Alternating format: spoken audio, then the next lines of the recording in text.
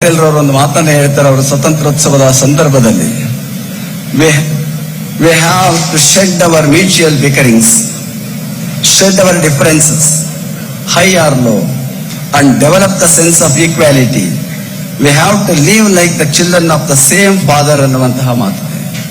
ಹಾಗೆ ಇವತ್ತು ನಮ್ಮಲ್ಲಿರುವಂತಹ ಏನೇ ಜಗಳಗಳಿರಬಹುದು, ಪರಸ್ಪರ ಜಗಳ ಭಾವಗಳಿರಬಹುದು, ಅವನ್ನೆಲ್ಲ ನಾವು ದೂರ ಸರಿಸಬೇಕು.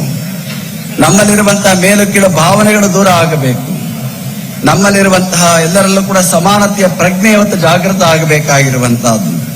ಅದರ ಜೊತೆಗೆ ನಾವೆಲ್ಲರೂ ಕೂಡ ಒಬ್ಬ ತಂದೆಯ ಮಕ್ಕಳು ಅನ್ನುವ ಹಾಗೆ ಇರುವಂತಹ ಒಂದು ಐಕ್ಯತೆಯನ್ನು ತೋರಿಸಬೇಕಾಗಿರುವಂತಹದ್ದು ಕೂಡ ಅಷ್ಟೇ ಮುಖ್ಯವಾಗಿರುವಂತಹದ್ದು.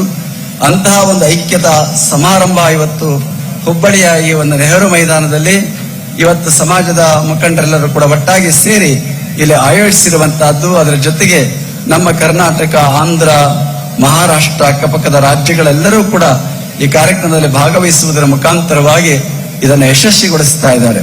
ಬಸವಣ್ಣವರೊಂದು ವಚನ ಇದೆ, ಕಾಗಿ ಅಂದಗಳ ಕಂಡರೆ ಕೂಗಿ ಕರೆಯದೆ ತನ್ನ ಬಡಗವನು, ಕೋಳಿ ಎಂದು ಗುಟುಕು ಕಂಡರೆ ಕೂಗಿ ಕರೆಯದೆ ತನ್ನ ಕುಲವೆಲ್ಲವ, ಶಿವಭಕ್ತನಾಗಿ ಭಕ್ತಿ ಪಕ್ಷವಿಲ್ಲದಿದ್ದರೆ ಕಾಗೆ ಕೋಳಿಯಿಂದ ಕರಕಷ್ಟ ಕೂಡಲ ಸಂಗಮ ದೇವ ಅನ್ನುವ ಮಾತನ್ನ ಬಸವಣ್ಣವರು ಹೇಳಿದ್ದಾರೆ.